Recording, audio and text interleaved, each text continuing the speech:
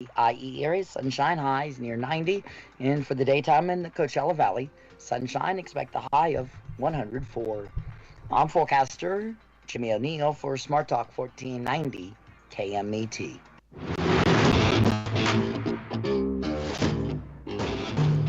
That's right. It's the morning show here on ABC News Radio KMET 1490 AM. And I'm Aaron Michael Sanchez. We got Jesse Sanchez over there. We're looking at the news headlines. And boy, oh boy, what a day of news. We got some stories. Some of them you're not going to want to hear, and some of them you're going to want to be aware of. Some interesting news coming from the UK and here abroad, including something that I know a lot of people are going, huh? What does that mean, and why is that important? The name monkey pox. Have you heard of it? Do you know what it is? Jesse's got that curious face of what is it. And Jesse, how you doing this day?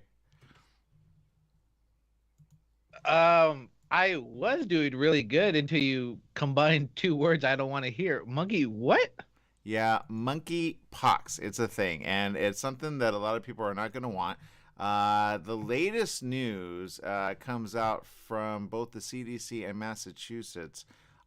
It's one of well, let's put it this way. Monkeypox is not new, okay? It's one of those things that it's very common in certain areas, especially in places like Africa, Nigeria, surrounding areas in the southern region of the hemisphere. But when it makes it to Europe, and then in the U.S. here, we really have a question of what do we do next, okay? And it's bad. Monkeypox, so far, the outbreak has been in the United Kingdom, Portugal, Spain, and other European countries. It so far has some cases in Canada, and the case in the U.S. has been reported. This is all very, very new and very recent, by the way. Like I say, these things do come out every now and then, but when they come out like this, all of a sudden, you go, what's going to happen next? So, Jesse, I know you got questions. I got some answers, not all answers, because it's still new. And I guess my question of the day is it a part, or will it be a part of 4, 5, or 6, which is kind of showing its ugly head, especially in Korea? Right? That's what I'm thinking too. I'm like, first off, like, what are the symptoms of this monkeypox? Is it like chickenpox? I hope not.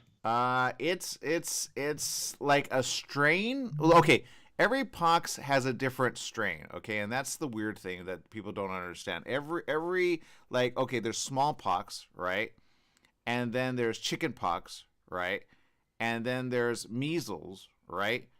Think of it like a combination of measles and smallpox, and that's pretty much monkeypox in a very, very broad generality of saying what it is. And it hurts. It's basically bumps on the skin, which is bad.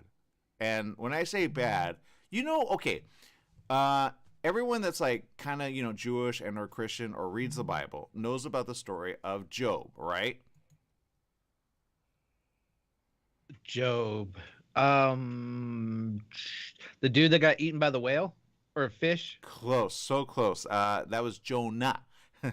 Oh, okay, too many J's. Okay, I don't read the Bible, so I have no clue. It's okay. It's right before the account of David in Psalms. Okay, it's a very interesting story. It's a very good story actually to read. He loses his whole family. He loses his livelihood. He loses everyone.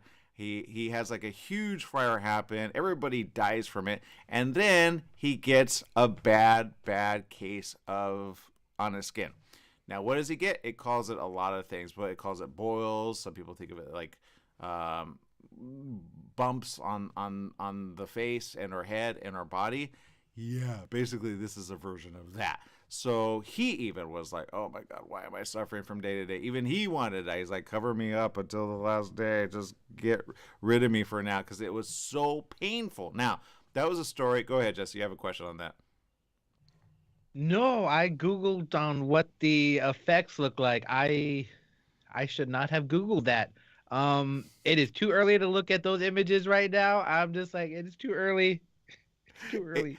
It's bad, Jesse. It's bad. This is why I'm saying you do not want to get this, okay? It's contagious, and be a problem, especially with people that already have an immune deficiency. Okay, they're starting to see it already in a few people that have HIV.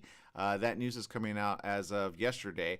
I looked at some of the news. I said, "Oh no!" And so I asked an expert, and the expert said, "Look, if 3, 4, 5, or 6 is combined with this version of monkeypox, or even of smallpox and/or measles, then you got a problem, and it carries a really bad strain. And will they be ahead of it? I don't know, but they need to get ahead of it. So Johnson & Johnson, Moderna, even Merck, Pfizer."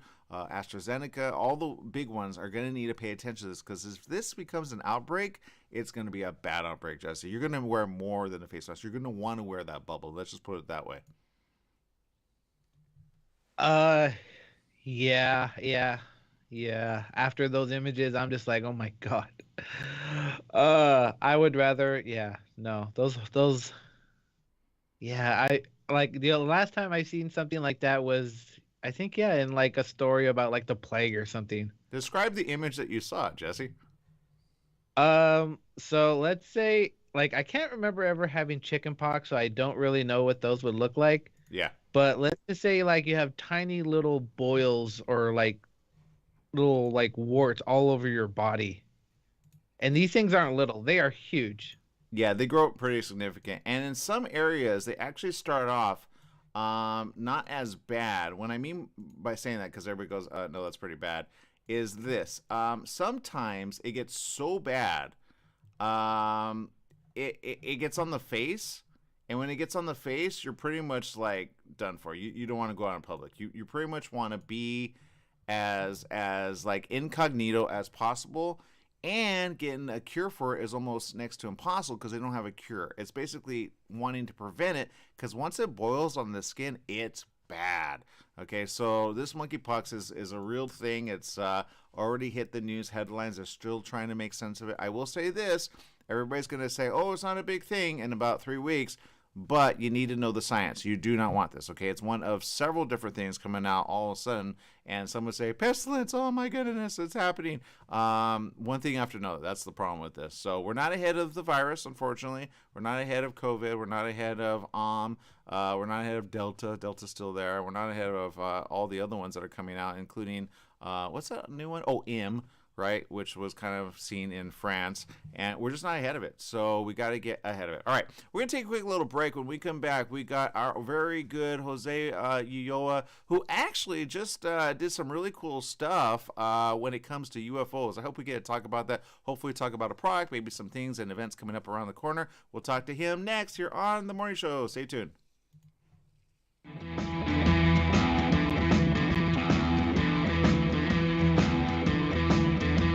The door, in the car, off to work. The same old morning routine. Take a break and stop for hot coffee or a latte and a fresh homemade cinnamon roll or chocolate cream puff. Donut Delight on Highland Springs Road in Banning is a locally owned family business with a friendly staff and customers who are always glad to see you. Get your morning off to a great start at Donut Delight on the corner of Highland Springs Road and Ramsey Street, right off the I-10 freeway. Serving the Pass area for 22 years. Donut Delight is open at 4:30 a.m. daily.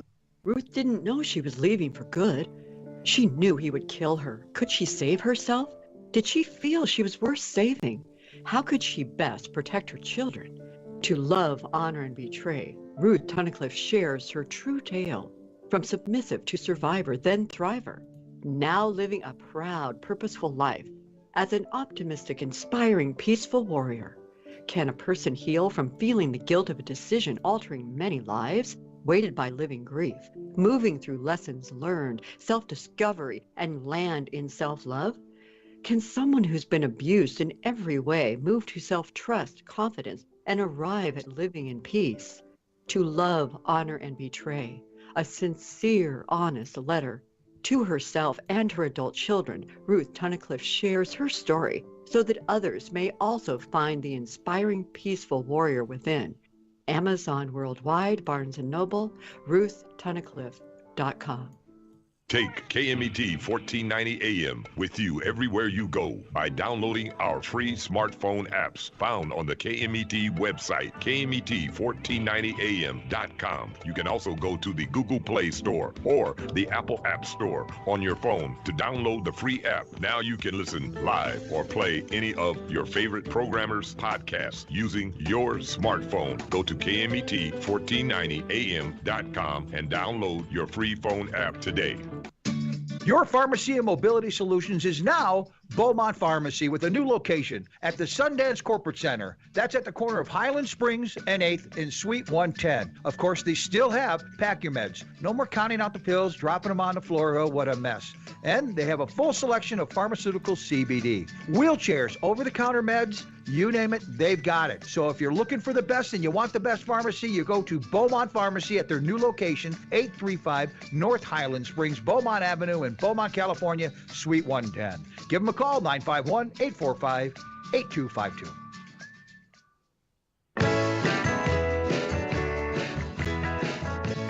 Welcome back. Yes, it is the morning show here on ABC News Radio, KMET 1490 AM. And although we're talking about monkeypox and why you need to be concerned about that, even though Jesse's kind of grossing out right there, we got some positive stuff happening right here, right now. We got our very own, I know him as the guy that knows everything about everything, including something that I know he kind of was checking out this week, which I'm going to have a quick question on because it's kind of the news in the capital and here abroad, especially in Southern California. Some very interesting news, especially when it comes to UFOs. I know that's not what he's here for, but Jose, how you doing over there? Good morning, guys. It's been an exciting Blood Red Moon announcement because when Blood Red Moons come, a lot of changes come, like the monkeypox and UFOs and all these things that are happening all around the world, and it's kind of crazy at this moment to just to try to capitalize on all that that's happening as we begin this new venture with these signs in the air or in the skies. But we're talking about UFOs, and after 75 years, the United States Congress finally tackles the subject, never apologizing to all those people who thought they were crazy and being contacted, or also seeing weird things in the sky and around them in places from state parks to deserts to on the road. So those stories that we thought were kind of crazy back in the day have now become what they call a security issue for the United States government. That's what they call an unidentified aerial phenomena. They're not calling it UFOs yet. They're just saying they're UAPs. Kind of weird name, but it's interesting that they're showing videos that have been found on YouTube for the last 15, 20 years, as well as all the military videos. And in the last year, 408 videos that have come to light that they're publicly putting up, as well as they haven't talked about the secret session that they're doing today and the rest of the week about these unidentified aerial phenomena. Well, and I'm against them calling it that because it's not a phenomenon when you see a craft in the air, right? Yeah, I like unidentified because it kind of keeps it very ambiguous. But I will say this. I remember a few years back, and I used to listen to a lot of radio stations that kind of covered this. They said, at some point, government's going to make it kind of all right for people to know because there's no way to cover it up forever. And I will say this. I talked about this, I think it was yesterday, and I said, look, when they become all frontal about it, sometimes they renege, but when the Pentagon gets involved and they say, look, these are the photos and videos that we have, these are official, the Pentagon doesn't like to look stupid. So I wonder, is the government going to say, hey, we need to put a wash it out again so that nobody knows it? Or are they going to come full circle on it and say, hey, those videos you guys sometimes take, those things are real? Because I follow a couple people on social media which have had kind of people call on them because they post their videos that they show, yep, UFO, yep, UFO, yep, UFO. And then they monitor the skies because they don't fly like A, helicopters because they're very silent, and B, there's no aircraft in the area because there's a lot of apps that show you where the aircraft are at. So I wonder at the end of the day, if anybody has video, what's the best thing to do with it, Jose?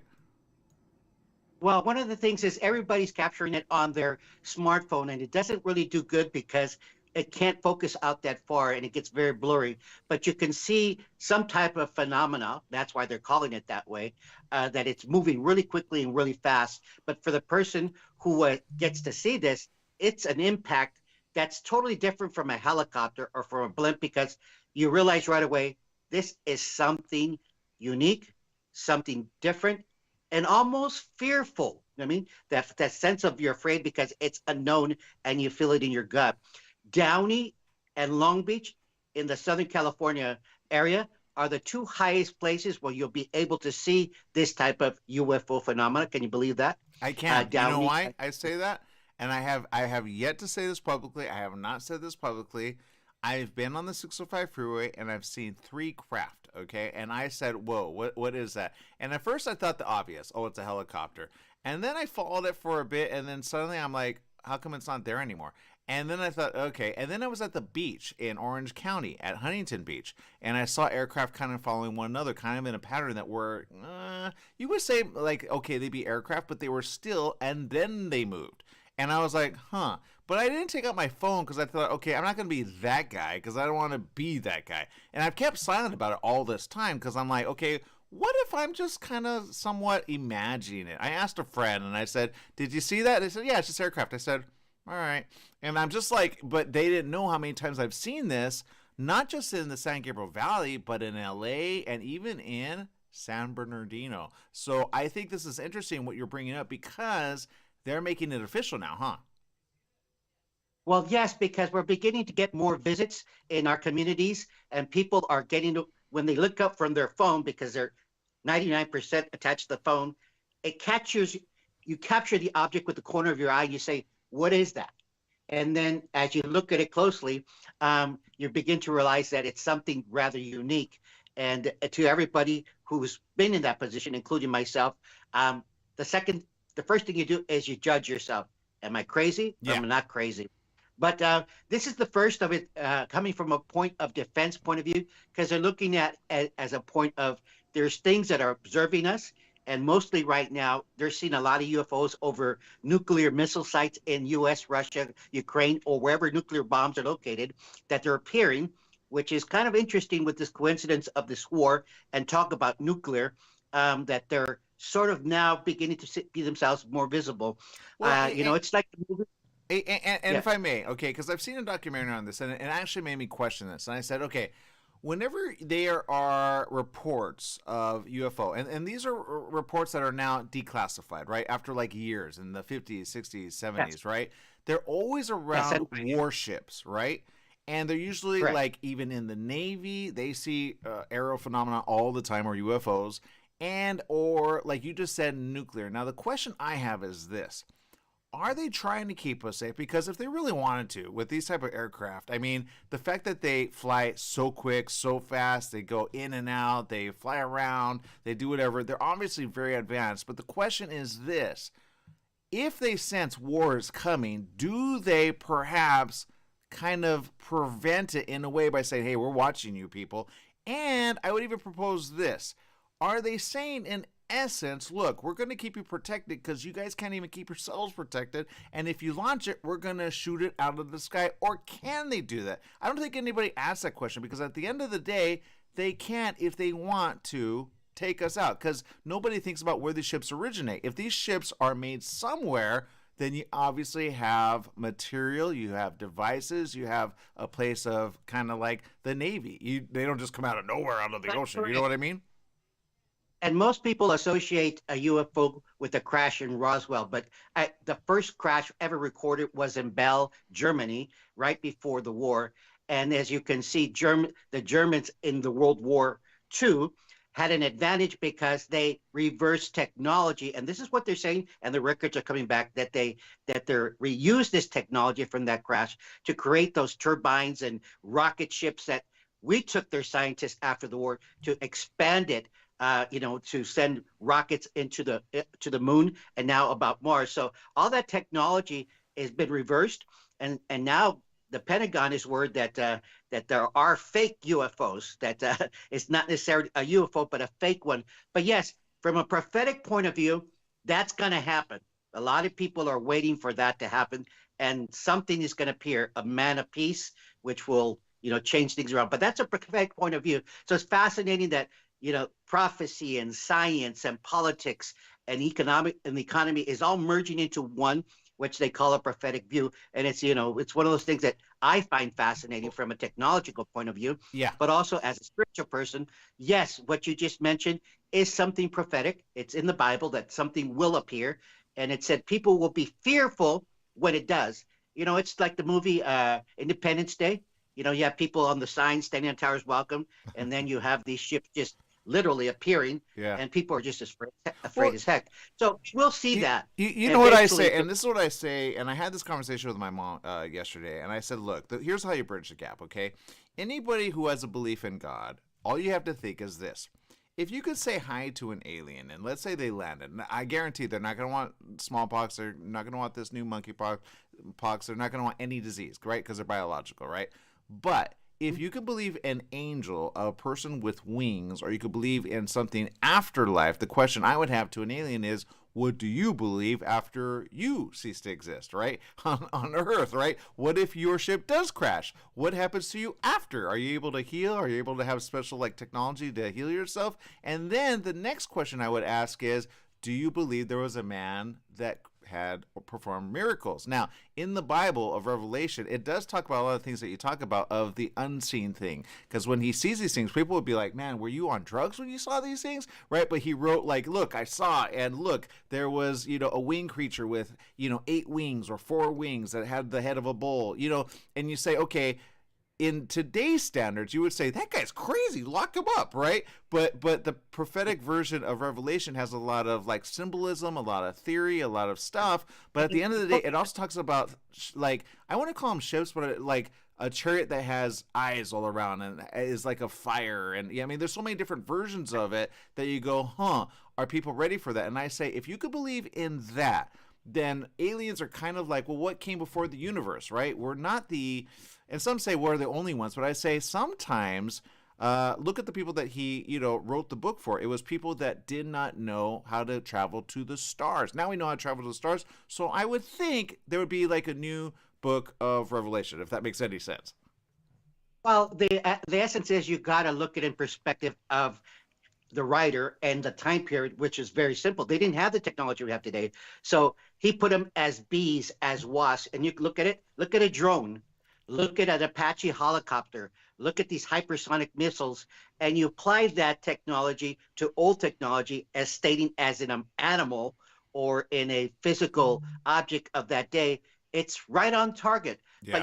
But that subject can go on forever, and I want to make sure we get to some other things because I did have a chance to go on a red carpet this week because, as you know, China has closed all its ports. So you're trying to figure out where are all my products. You have products that you've ordered, whether it's a phone or these things of nature that you want. I'm still waiting for my phone replacement. I'm not gonna lie. I'm like, hello, Verizon. I ordered that last week.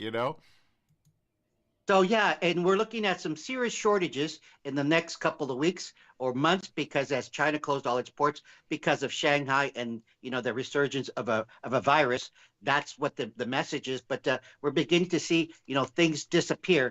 And yesterday was a world shocker, and most people didn't even notice that one of the devices that we truly love and began the essence of us really getting into technology. Do you remember the iPod? I'm going to see if you remember the iPod. Yeah, I do remember the iPod. That was and then there's and I always tell people, where podcasting came from? It came from the term iPod, right? Yeah, and you have the Nano, you have the Shuffle. We all had some sort of version, and Apple announced yesterday in a shocker, it's done with the technology. And it's sort of sad because it's sort of nostalgic that, yes, it one of those, bridging the gap for people to get in. And, starting from MySpace and recording all your music and all those things, it really was a great phenomenon. But if you have an iPod, enjoy the moments. You can still use them, but no longer will the company give you the opportunity to buy a new one. And I have to do a shameless plug. My book, let me bring it up really quick. And maybe somebody has an idea. Maybe you have an idea, too. It's actually coming out on BarnesandNoble.com. and you can order it, A Butterfly's Story, by myself, obviously. But I wanted like a way. Remember when back in the day we were able to like record? Well, the big guys recorded like a voice, and they'd have a read along series. I wonder if the iPod could have a resurgence in kids like stories. You know, kids that are like 4, 5, 6, 7, and 8 that want to kind of be read to because they could just have their iPod with them. Remember, it was kind of the rage when it came out for the teens. But I think for the little kids, it's something that they could kind of research, or maybe somebody else could kind of take the technology and make something of it. Because I would love to put my series of books, which are coming out, on, because it's meant to be read, because it's a rhyme. So it's meant to be read aloud, and there's a certain way to hear it. But I want like a woman to read it, you know, for me. I don't want to read it myself because I think it would, you know, do better that way. But is there such a thing? Well, you know, the challenge is repurposing the technology because everybody has one sitting around. And the original was to go to the gym with it, you know, listen to your favorite music when you're away and things of that sort. But yeah, its time has come to repurpose these devices. That's a great idea for children's book because I would much rather give an iPod to a child than a $2,000 phone. Yeah, yeah. Which most of these kids have, and are getting in trouble with it because pushing the wrong buttons, and there's just too much confusion in that. Whereas the iPod can be one of the resurgences, and I'm pretty sure somebody's already thinking about it, how to utilize almost a billion of these, you know, were made, so they're there. Nobody's throwing them away; they're just sitting there. So that's our challenge. And you know, as we look at this whole thing of industry, we're looking at also Hollywood and red carpets. And one of the things that fascinated me this weekend was a red carpet where they gave away the swag, not to the artist, okay, but to everybody who attended in a raffle. So you were able to go to the place and visit where they shot the movie, as well as win big screen TVs and other gifts that are normally in swag bags given to the individuals. The movie's called The Way Home. It's a great movie. It's one of those, you know, heart-written movies. And if you're a classic movie buff, Water for Chocolate or Moonstruck would be one of those genres that really has a life compelling moment of the average individual challenged by everyday life and realizing that in himself and with family, you can overcome a lot of things. And I think that's desperately needed in Hollywood besides the summer blockbusters and remakes that are coming out in the next 3 weeks. Yeah. The movie's called The Way Home. Awesome. Okay, so we're looking forward to that. And I will say this, when it comes to swag bag, it's nice when you have new technology. Question, what was the technology that you got that like was able to show you all that? I'm sorry? To show me... repeat the question. You said it was able to show you, but I like it was able to show you where they went or something, but I didn't know what it was that you got. Oh no, it's just that I'm just saying. I actually won a trip. Oh, you won a trip on how? On where they went? Yeah, where the film. The movie's called The Way Home, De Vuelta a Casa, and it's beautifully. It's shot in Puebla, Mexico, which was originally supposed to be a documentary, but the director said, why don't we just make it a film about the family, the history, the culture, the food, and its beauty? And it turned out to be a rather beautiful family, heart inspiring movie. And that's why I say I put the link in my Facebook, and to yours, I'll put it up shortly on the ABC Radio KMT 1490 link, so people can listen to the director and get an opportunity to see it, because it is coming out in summer. And I like movies that challenge your mind, your body, and also from a foodie perspective, Puebla is one of those places that, you know, besides mole, have different types of indigenous foods, as well as these beautiful places to visit. And, you know, yours truly was blessed because they picked me. Oh, how neat is that? Good job. I'm happy for you. So it's one of those things that, you know, it was a reversal, because normally when you do these red carpets, you know, they always talk about the artist getting swag, you know what I mean? Yeah. And they walk out $500,000, particularly in the Oscars, of things that, you know, just you never imagined.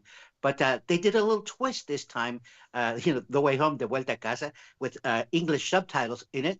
And it's going to be a movie that you're going to like. I strongly give it, you know, one of those must-see must-see movies, and Okay. as well as there's a lot more, and I'm sure you're going to be talking about those because now in the next week or two begins that whole genre of Hollywood, Yeah. doing this Well, push. and I think this week is Layliff, right?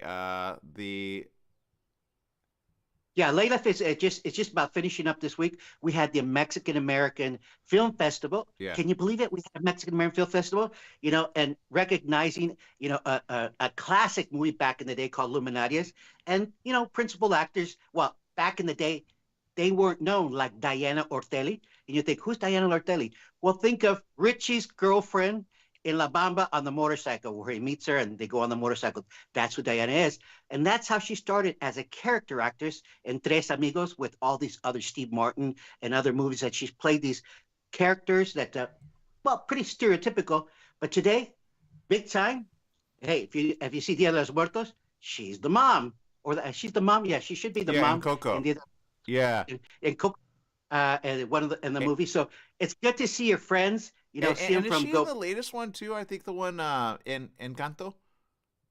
Yes, well, yes, they're all in there. So it's fascinating that you grew up with them, from Zoot Suit, where they're just striving like every other actor in Hollywood, trying to make names for themselves. Yeah. And that's why I'm excited, because there's a genre of Latino Mexican films coming in with an impulse of our life, our family, our culture.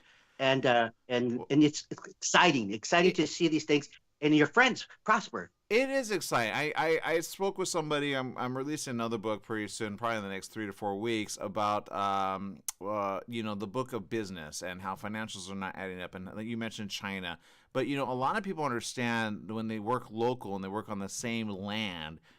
You deal with Canada sometimes, and then you can deal with Mexico, and not enough people are dealing with Mexico. Even Trump would say he's dealt with Mexico. So I say, hey, if it's good enough for Trump, it's good for everyone, right? But the reality is people need to learn how to do business with our neighbors just to the south of us or to the north of us on the same land. Because back to logistics, when China has problems in Beijing or Shanghai like they're having with the lockdown because of I think 3, 4, and 5, they themselves are going to have problems producing mass quantities of certain electronic items. They're already backlogged, and that creates problems for all of us, including television sets, including electronics, including the devices that you usually promote here on the show, where they are made in China. But if we move some of that to Mexico, not all of it, I think we could probably get ahead of it, and then we could work with them, they could work with us, and then we can help them out, and they can help us out financially when it comes to how you produce these things. Because I know some people are like, well, keep it in the States. I get that, but the cost of gas, the cost of, employment, the cost of everything, why not, instead of ship it all the way from overseas, just go north and then deliver it to us? I mean, I could be wrong on that, and I might get some pushback, but it's kind of like our social media chat room. Ellie says there, she says, oh yes, I love Mexico, it's beautiful, can't wait to visit again. What part of Mexico is the best place to visit, Jose? Well, Mexico is like United States from the north, which has a lot of dry farming area, and then to the south it has the rich jungle, and historical, cultural places. It's such a beautiful place that it's like going from California, taking a road trip from California to New York, and in between you find these wonderful places on Route 66 that you never imagined were there. Mexico already has conquered the U.S. tourism. Like I say, at this point, a lot of people now go to Cabo San Lucas, like it was just instead of going to Palm Springs, because it's 90 minutes away in a plane. Yeah. But when you go to places like Puebla, now you're entrenched in where modern world meets old world. And that's what really shocked you, because you can be in this beautiful hotel, enjoying the good life, and then walk out into a jungle and you're in these deep underwater cave pools that are just majestic, that have been used for centuries as religious areas. So yeah, as they say, Puebla welcomes you, and I'm very thankful that I got to win that, to go see these places, whether it's Puebla or whether it's you start looking at Merida, all these beautiful colonial cities where you find the crash of, I call it a crash of cultures. And I think this blood moon gives us a point of time to repurpose ourselves and to pause and say, okay, where are we going, where are we heading? And to begin that process of saying, be prepared, because things will happen, and they normally do. And they all come in bunches. whether Yeah. it's the monkeypox, COVID, or the shutdown in China, a war. It's never one thing at one time. It's a lot of these things coming together. But as you know, the old people, they always were prepared for these natural disasters and things of that nature. But you're excited that we're still living life. You're happy for your people that are working in movies. You're happy that these technology allows us to, like I say, talk to one another. So Yeah. now the challenge for us in this generation is to see how to repurpose those things that are no longer, like I say, being branded and used by big companies to make it an advantage to us. And that's why I said the Yeah. iPod and the kid iPod is all it needs is an investor. And so, Yeah. and people are willing to invest in these types of things. And if you see a UFO, well, now don't be embarrassed to share that. And if Yeah. you've been contacted by one, MUFON is a great organization because I know a lot of people have felt that type of experience of being a contactee. MUFON does an anonymous report of your event and can take your craziness and stress and the shock off of you. And know that in the Long Beach Channel, here between Catalina and Long Beach, even my friends who are in boats, who have their little yachts and stuff that start see the lights and see strange Yeah. things at night while they go through Catalina. So the world is, world is your oyster. There's so many things about it. And now the things that were secret are coming to life. And so now you can get a breath of fresh air. Yeah. But be prepared because we're changing. And the thing is, you can accept it or not, Well, but and- you'll receive the consequences of it. and this is what I say. I say, look, it was very common for UFO sightings to be like in areas where not usually seen, like in the desert or in like countrysides or areas where they're like, hey, I just saw a UFO. You know what I mean? But in LA, that's not a common thing. We have a lot of aircraft all the time.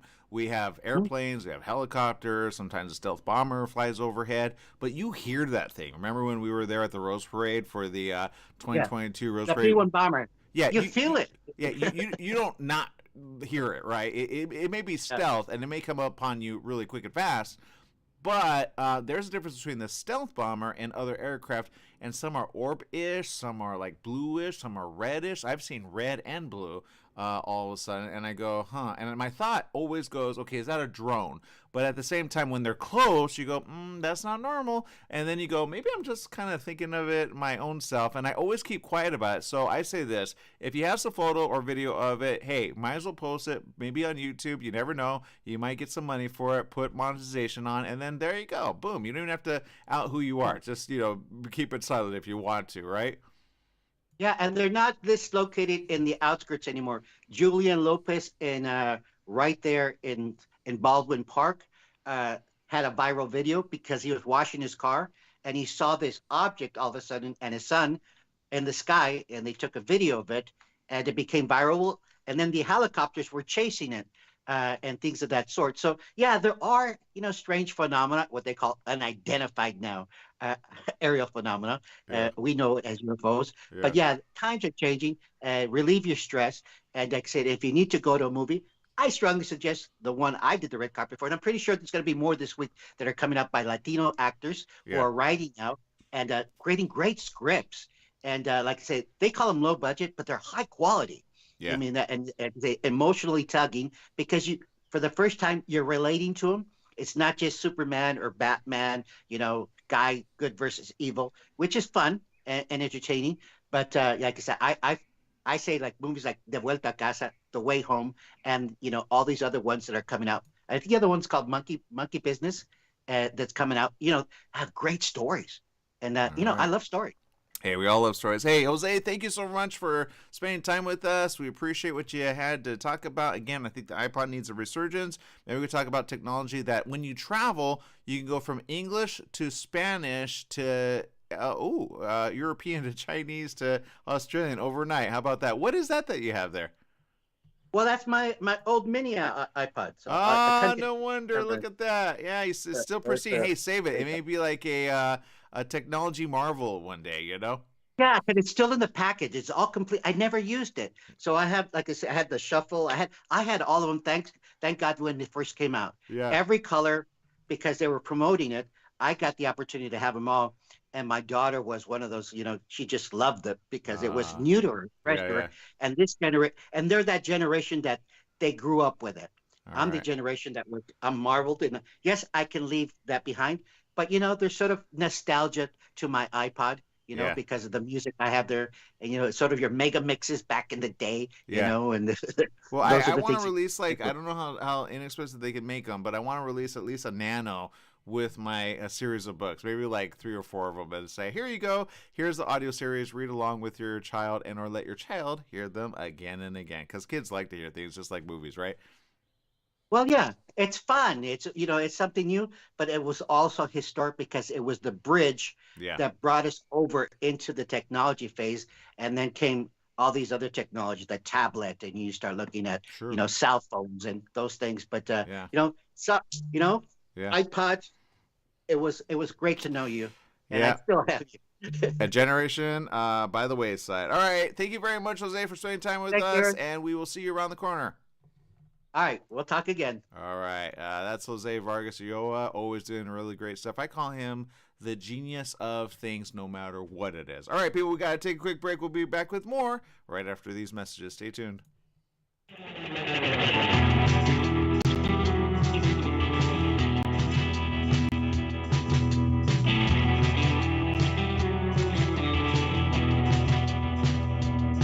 World-renowned psychologist, relationship expert, and best-selling author Dr. Carmen Hara hosts Live Now every Friday morning at 9 o'clock on Smart Talk Radio. Dr. Hara offers profound wisdom, practical advice, daily exercises, and empowering predictions, all for you. Experience your own positive transformation as Dr. Hara personally guides you to the answers that you have been seeking. Live Now with Dr. Carmen Hara every Friday morning at 9 o'clock Pacific Time on KMET Radio, podcast by SoundCloud. Summer's almost here, and you know what that means. Sunny days and hot temperatures that make you want to stay inside. Franklin Mechanical Systems can repair or replace your air conditioning unit to get it working before the heat hits. For cleaning, repair, or a new installation, call them for a free estimate. Franklin Mechanical Systems is the one for all your residential and commercial air conditioning needs. Call their Beaumont office at 951-845-1000. That's 951-845-1000, and get cool today. When it comes to health and well-being, cellular hydration is the key. You could say that hydration is the key to every wellness program. And structured water in its natural state, is the key to cellular hydration. Most of the water available to us has been processed for purity, safety, and convenience.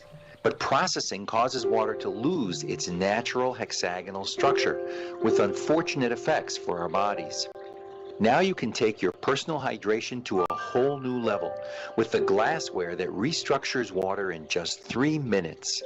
Golden Ratio Products brings you these amazing water bottles, carafes, and drinking glasses which put the life back into the water you drink. Try it and you'll be amazed at the effects you feel in your body.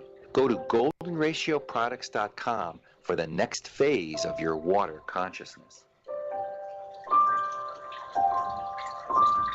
The Holiday Inn Express and Suites in Banning is distinctively suited for your travel time out of the car. Off the road, you'll find a courteous, welcoming staff and spacious rooms with desks, flat-screen HD TVs, and comfortable furnishings. Enjoy the complimentary breakfast buffet, high-speed internet, and fitness center and pool. The Holiday Inn Express and Suites in Banning, conveniently located off the I-10 near golf, gaming, and entertainment. For reservations and information, call 951-572-5500. That's 951-572-5500, or go online at hiebanning.com.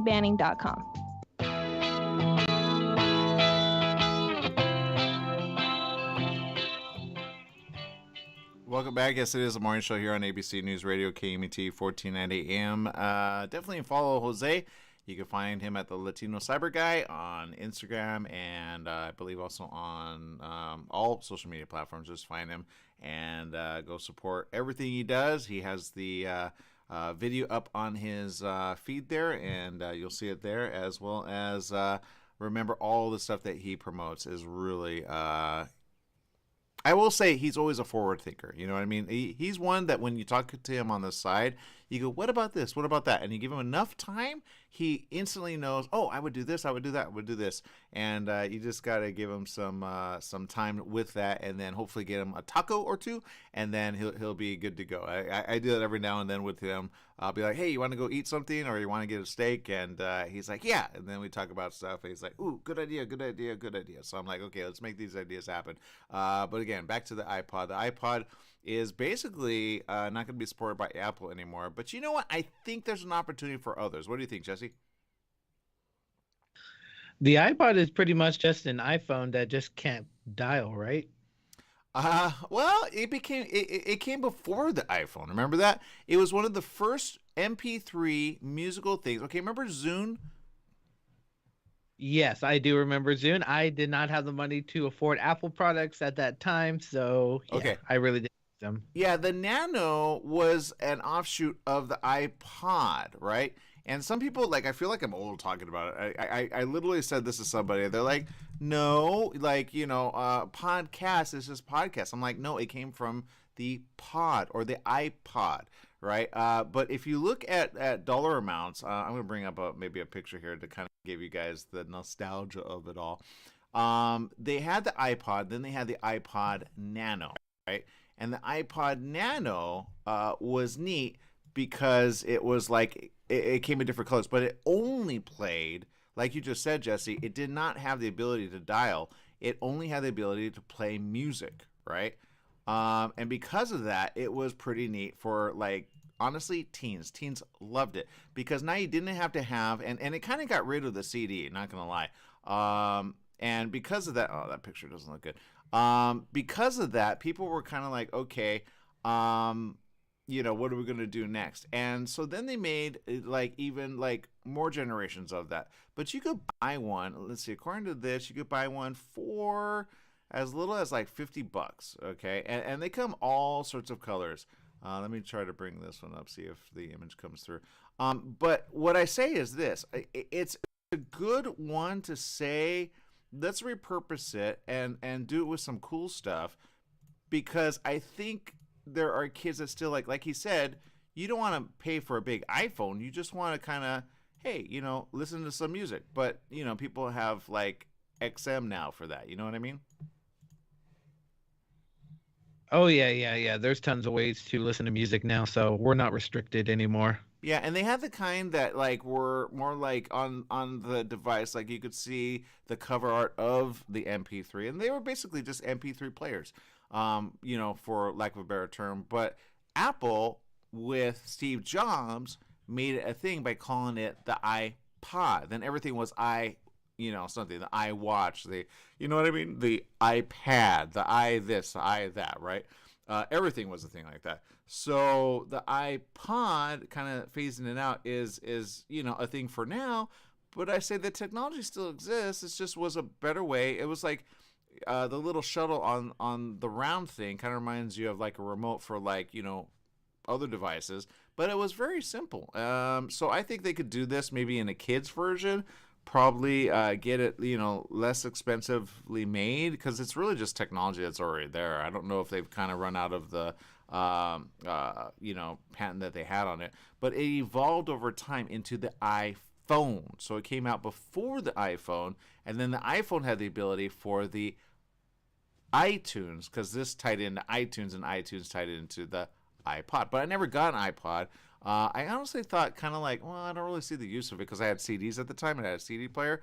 But now they don't even have that, right? And then they had like the little jack that would hook up into your vehicle. Remember, Jesse? Yes, I remember. Like I was watching a TikTok, and this woman, she was in like an older car, and she was looking at it. She was like, "Oh, I wonder what this is." So she pushes the in the lighter that's in the car, the little push thing. Yeah.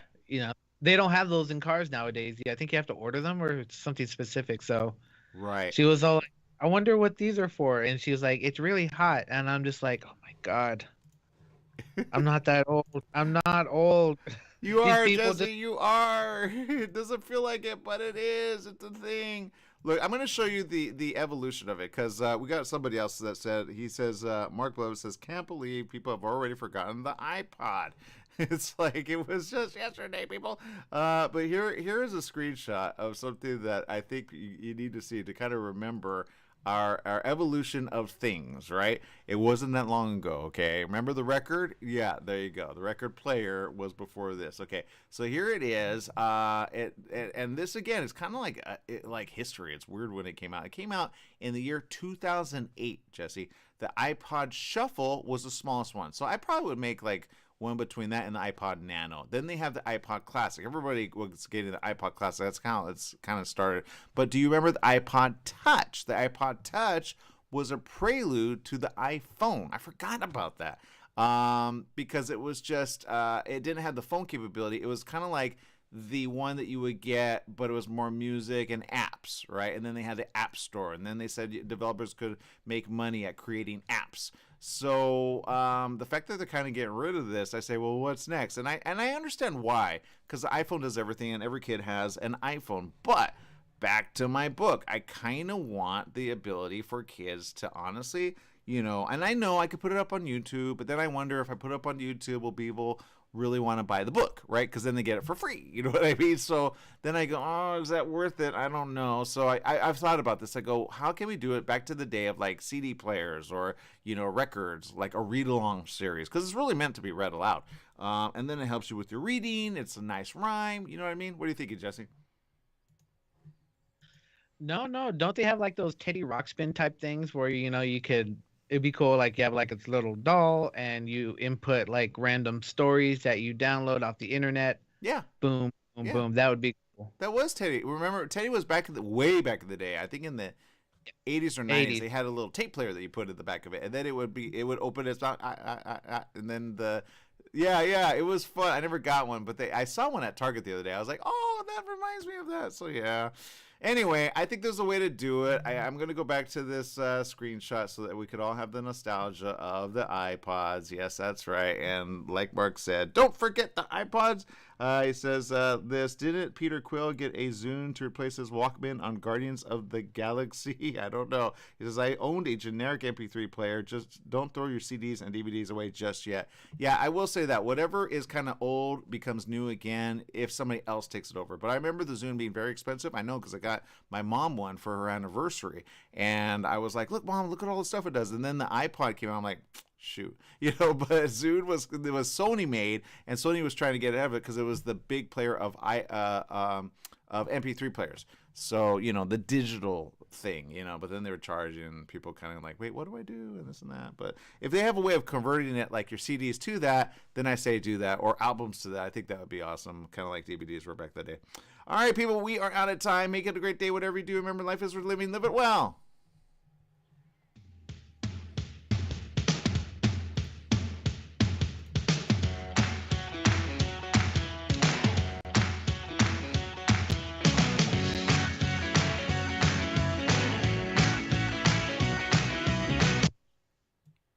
Can you believe it's been that long since the iPod came out? I know, it's interesting when people forget that. But I say, hey, be aware of it. Okay, let's do some shout outs. Let's see, we got Algenia, who says, love it, salsa. Yeah, she says, let's see, there's two Mexicos, the original Mexico route, Africa, Spain, Asia, and then Texas, number 2 in California. My cousin's in my book. When you look at history in libraries of Mexico and Texas, Washington, D.C., and New York, via Mexico. All right, and that's kind of talking about, I guess, her other statement about when COVID clears up, half to send. I said going to Mexico. Okay, let's see. I travel. Okay, and Ellie says, yeah, let's see, Puerto Vallarta, one of her favorites. Yeah, I will say this for me, Cancun. All right, Cancun, when there's no partiers, when it's just fun. And honestly, November, December, or January. That's the best time to go because honestly, it is like right past the hurricane season. And then it's like not as humid and not as hot. And it's windy though. I will say that it's windy, but it's nicer weather. When you go like in the summer months, oh man, it is like, ugh. And then you actually get a room easier, and it's actually less expensive because technically it's off season. But I like off season because then it's calmer, it's not all crazy, and you still got like Ish Karet, and you got some of the other things that you could do, and then you could kind of survive because, ladies, there is no hairspray ever going to keep your hair the way it does like in other parts of Mexico because it is so humid. Basically, your hair comes down wet all the time, and then your armpits are wet, and it's just bleh. I mean, unless, of course, you're in that sort of thing, which sometimes, not gonna lie, sometimes it's a good thing. All right, but I went single, so it wasn't a good thing. So, yeah. And then fun, dancing all the time. Do a little merengue, a little salsa, although I prefer merengue, it's easier. All right, people, let's see. Stephanie Reed says, hello. Happy editing this glorious sunshine, Austin, this busy day ahead. For today, and also Rosalie tuning in. We appreciate you as well. Okay, and Viviana, thank you for tuning in. Paul Cassidy says, hello, Ola from Vermont. Awesome, good to have you.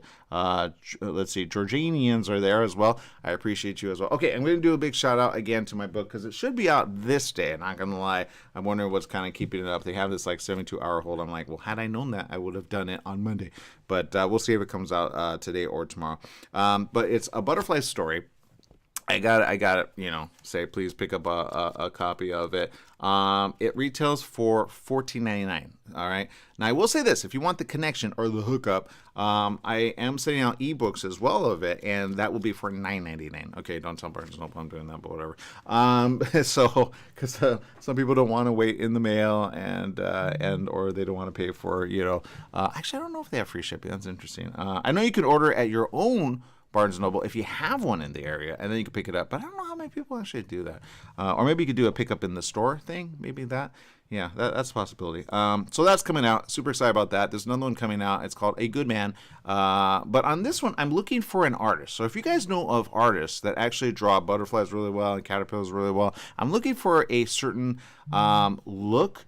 Because not gonna lie, that's really like basic stuff on that one. But I want like in the book little pictures to go with it. All right, and I still want to offer it for the same price, but then I gotta like have maybe like a certain amount of order of people, like maybe I don't know how many issues or like books to sell in order to compensate for that. But I don't want to go poor doing it. And anyone that knows an author knows it is money unless you go with a big publisher, but I don't have a big publisher yet. So if I get a big publisher, then they take care of it, but I don't have a big publisher yet. And even then, I would want kind of like how do I say, like if you are an author or an author in the waiting, you want to make sure to have a certain amount of control because whatever illustrator you go with, that pretty much is your book for life, right? So if you do it yourself, yay. If you know how to draw, awesome.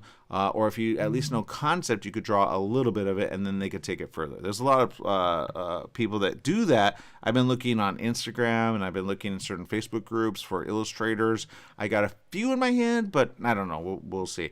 So if you have an idea of that, look, I'm even willing to like have a book series with just like kids draw butterflies and caterpillars and do the stories like that. You know what I mean? And then we'll kind of show that on a like the kids. I remember seeing one author. They said there was a kid that sent their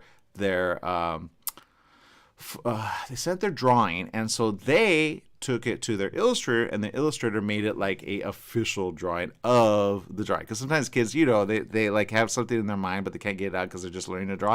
And I thought, that's a really good idea. Like, give a nod to the kid, like co-created by the kid, right? I think that'd be cool. I think that'd be fun. But there you go. All right, so that's the story there. Now, back to something that a lot of people are watching, but they don't know what to do with it is the virus and what's happening next. Okay, now I will say this. Usually whenever I say this, people go, what, huh? And then they kind of go south. But I'll say this very quick and very fast, okay? The virus is getting worse, okay? And I saw a report that there are about 3,000, I'm not sure what area, but, oh, wow, I'm seeing this too. Okay, I'm not sure what area, but they're starting to report the numbers, and they're kind of looking kind of slow, but they're slow because, as I said before, 1, 2, and 3 are slow rollers, okay? They do not, like, pop up as quick as fast as Alpha, Beta, and Delta, okay?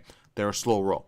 So when they say a certain day quarantine, I say I would rather they go back to 14 because it is a better thing than not to make sure everybody's safe and sound. And then when companies actually take that and they do the right thing, then less people will die along the way. Because even though you don't get okay, I'll give you an example. They said hospitalizations are up, but deaths are down. Well, they're down because the hospitalizations are up recently. But like I say, it's a slow roll. Now, if you remember Alpha and Beta, we reported on this and we said, if you stay in the hospital over 20 some days, then you're probably off in a bad way. Some would get well by it, but if you were able to get out between 10 and 15 days, you were going to get well, okay? If you stayed past 20, I'll say 23 or 24, 25, 26 days, then you may get worse eventually because it was a slow roll, right? You may get out, you may not die, but some died around that time, okay? It was usually in the 28th day, on average, they would die. So the longer you stayed in the hospital, the worse it was for you. Now, this one, 3, 4, 5, and 6 are worse, okay? Those ones are slow rolling all the way through. So you can expect a minimum stay if you have to be admitted to the hospital of probably about anywhere from 13 to maybe 18 days. And then if you're past like a month and a half, it's a really bad thing. That's all I'm going to say about that. So don't get it, okay? Don't get it. Practice again what you can to stay safe. Remember, wash your hands, do the typical things that you can do, and be aware of it because, unfortunately, all the numbers are coming in, and now everybody's kind of backtracking and go, how come we're kind of like lax on this when we were all really big on this before? And the headlines are starting to point awareness to the virus again. Now, some that are still in that mindset of, oh, it's a scam. Oh, it's just a thing that they're trying to control you. I say this, have you buried anybody? And if you haven't, then, post it and say, who knows somebody that's actually gotten COVID and or died from COVID, okay? The ones that have gotten COVID will say, yeah, I'm still healing from it, okay? There's such a thing as long-haul COVID. Now, I will say this, and I'm looking at some headlines right here, and it's interesting, and this is one about the thing we talked about earlier. This is why it's of concern. Monkeypox. They say monkeypox in the U.S. a public health urgency, according to epidemiologists, saying as global cases mount among networks. Now, I'm not sure why he uses the word sexual networks. I'm not sure about that. Oh. Never mind. I think I know how.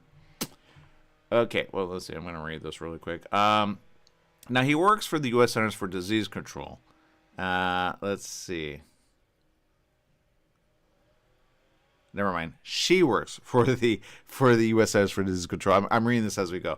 Andrea McCollum, who's an epidemiologist with the poxvirus and rabies branch of the Centers for Disease Control, says a lot of people are working hard around the clock supporting state health departments, not just in this case, but in preparation for other cases that may occur. Monkeypox is a rare disease related to smallpox and cowpox. I didn't even know cowpox was a thing. First identified in 1958 among colonies of monkeys kept for research. There it is. Typically found in Africa, the virus causes fever, muscle aches, and lesions. What does that sound like? The flu or Delta? That progress through various stages before scabbing. I'm telling you, scabbing is the least of your worries. It's terrible. It's thought to be fatal in about, she says 10. I would say anywhere from 8 to 12%. Yeah. Some would say as high as 18 to 20%, and others would say 18 to 30% if combined with Now, that's a problem. If these viruses combine with somebody who has it gets worse. Okay, and I did talk to a specialist. He doesn't want to be identified. But he said, and I quote, it's going to get bad with 6. That's where Korea is having a problem already. It has yet to make the headlines. That's why you're hearing it here first. Okay, so there you go. I said that. I know a lot of people, I don't like to always kind of out them. There you go. Health officials are monitoring 6 people in the U.S., all of whom sat next to a person who eventually developed the virus on a May 3rd to 4th flight from, get this, Nigeria to London. Yeah, you travelers, be careful out there. I'm telling you, just, drive the whole way, seriously. That's what they said in a statement. Additional cases have recently been reported in the UK, Britain, Portugal, and Spain. Did not know that, but there you go. British health officials are concerned that multiple chains of transmission may be occurring in the country, given the lack of travel history and geographic dispersion of the country's emerging patients. Basically, you sit by somebody, you have it. Isn't that weird? I know, it's something you don't want, trust me. McCollum says what we're seeing in Europe is a pretty substantial localized transmission among certain communities. Now, McCollum says, here we have one single case, and the state health department is working hard to run down potential contacts and potentially offer a vaccine. But I will say this, They're not ahead of it. Okay, if they have a vaccine, it'll probably be in about a year. Okay, so be prepared for this. They're referring to the smallpox vaccine used to prevent infections of monkeypox, which is also orthopox virus. But again, this is a whole other strain. That's why it's bad. Now they're saying, is it a new STD? Now this is interesting because I haven't heard this yet, so I'm going to read it word for word.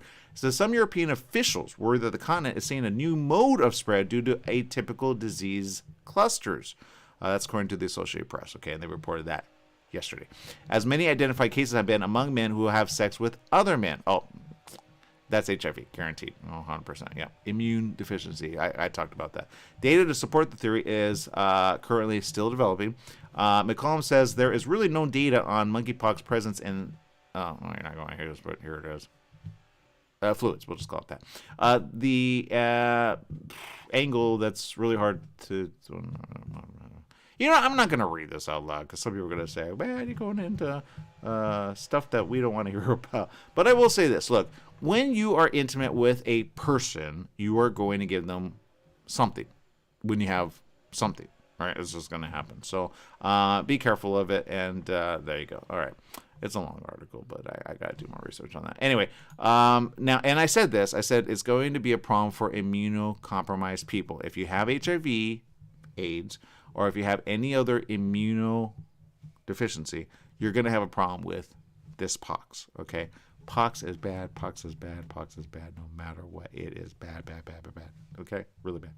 All right, let's see. Other than that, I will say this. All of you, just remember, be careful out there. Learn to be aware of it. And as I say, be ahead of it by saying, you know what, I'm just going to do the right thing and stay safe and just, know what's going to happen around the corner. Okay, now I will say this. This is another one. I talked about this recently with a very, very smart person.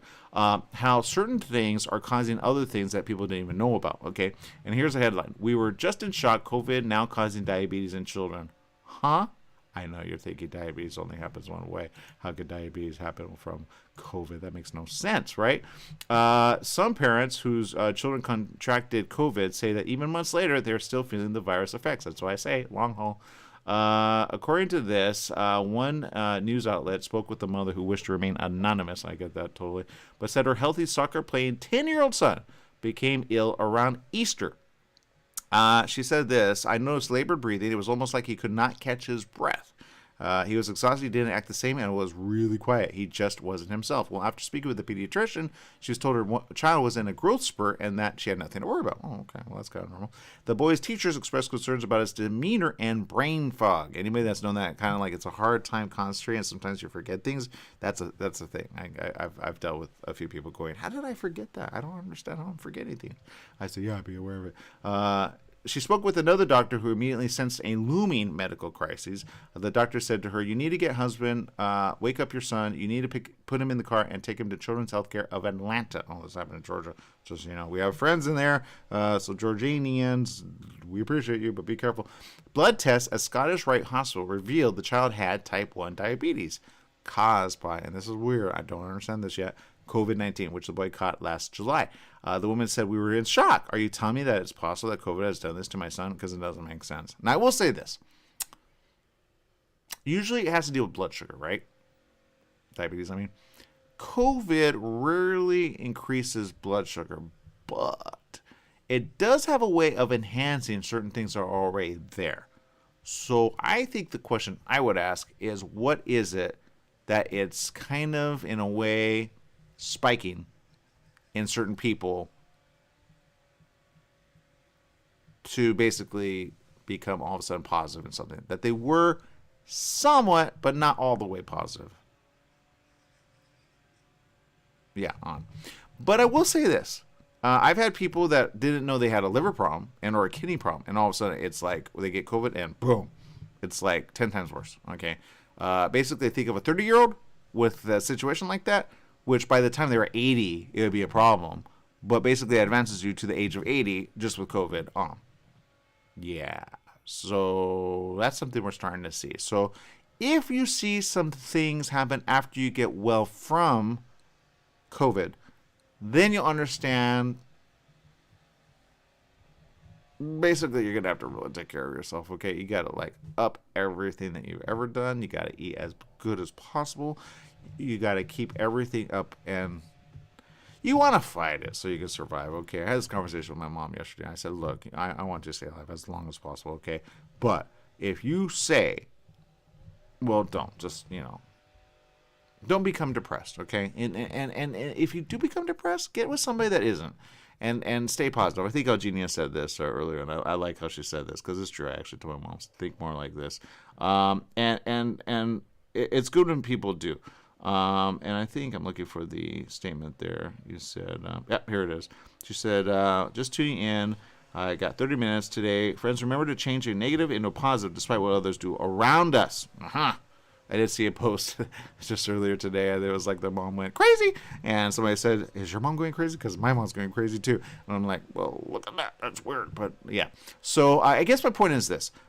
Be careful in the next coming weeks because people are getting depressed. People are getting mad. People are getting upset. People are getting sad. And people are honestly, I mean, shoot, just down the street in El Monte, they took those sledgehammers again and they raided a store. Just down the street. It's like just a few miles away from me. It's crazy. And we live in a fairly nice area, but even I got questions about that. So, yeah. But be careful with that. All right? And here's what I say. Be careful. Be aware of people that are smart. Be aware of people that say, hey, still practice social distancing. As much as these could be a little like, oh, no, it's on my face and I can't hear you anymore. It's better than nothing, right? So there you go. Invest in N95, especially while you can. Okay? All right. Make it a great day, whatever you do. Remember, life is worth living. Live it well. Bye-bye, everyone.